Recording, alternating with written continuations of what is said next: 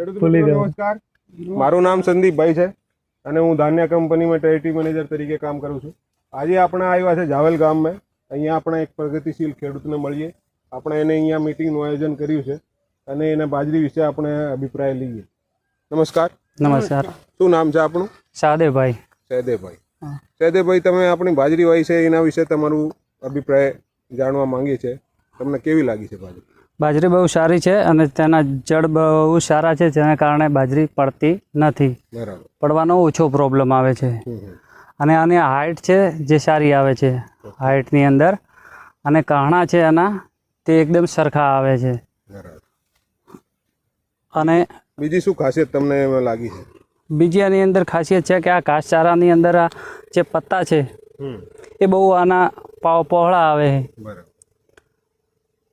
પત્તા પહોળા આવે છે અને એને ઢોરોને ખાવા માટે પૂરેપૂરા ઢોર ઘાસચારો ખાઈ જાય છે. બરાબર. તો બીજા ખેડૂતોને તમે શું ભલામણ કરશો? બીજા ખેડૂતોને ભલામણ કરીશ કે આ તમે પણ એક વખત ટ્રાય કરીને જોઈ શકો છો. બરાબર.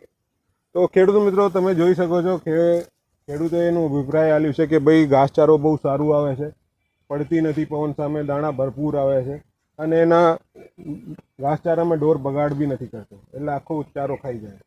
તો બીજા ખેડૂતોને મારી ભલામણ છે કે આવનાર સિઝનમાં તમે MP 78 વાવો અને ઘાસચારા અને દાણા ભરપૂર લેવો. ખૂબ ખૂબ આભાર.